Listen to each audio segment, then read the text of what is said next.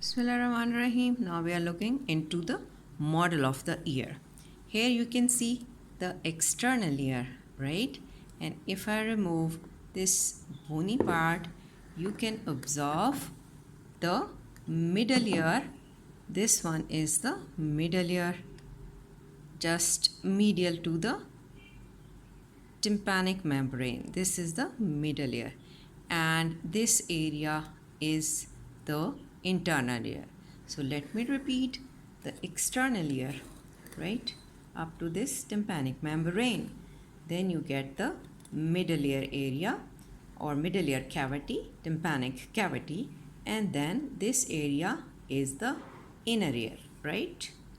Now in the external ear you can see the pinna or auricle, and there lies the opening, the external auditory meatus, right? Let me complete it, and you can see it as a canal.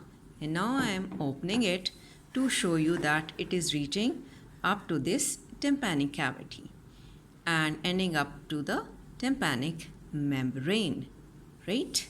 Now let me show you the tympanic membrane along with the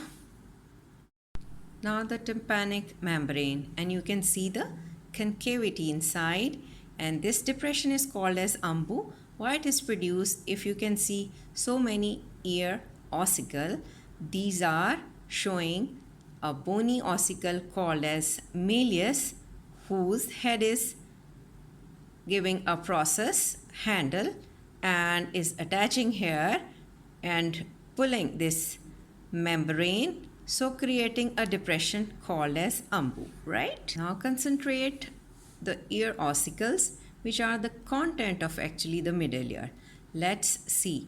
This bone is bony ossicle, you would say, is Meatus, having the head and anterior process, and this long is the handle of Meatus.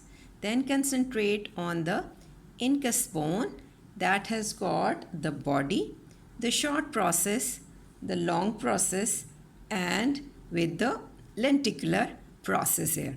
Now if I put it back in its positioning, what do you see?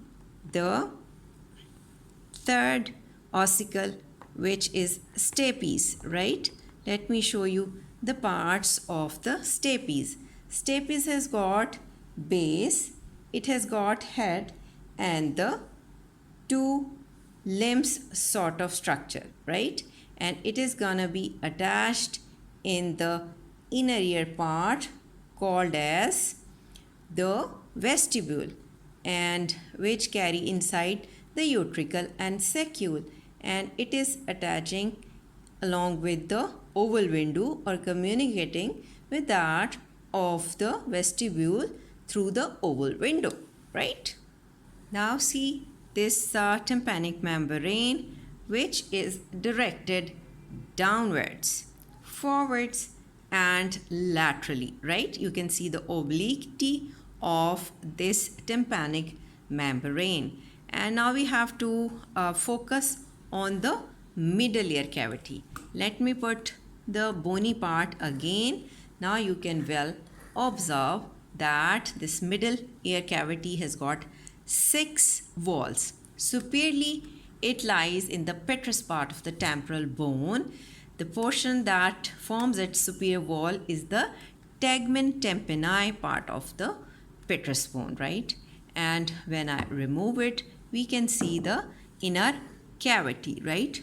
And laterally, it has got the tympanic membrane, and interiorly, what structure you see?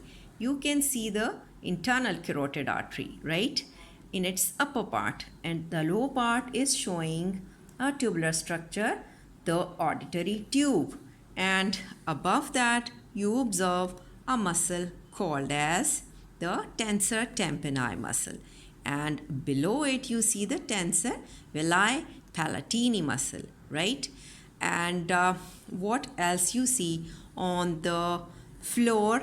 There is a bony fibrous shell. If I remove it, then we can observe the continuation of internal jugular vein along with its superior bulb.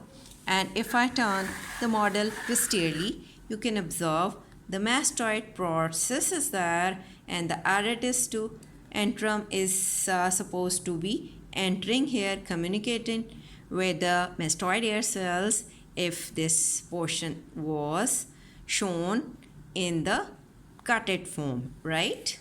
Cut form will be showing clearly the inner structure of the mastoid bone, right?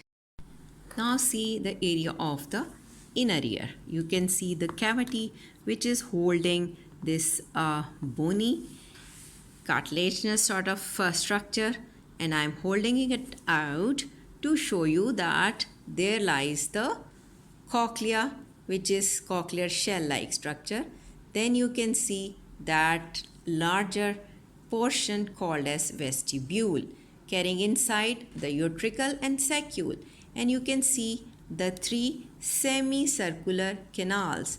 This one is lateral semicircular canal, this is anterior semicircular canal, and this is posterior one. And you can see on their ends the dilated ampulla of these three.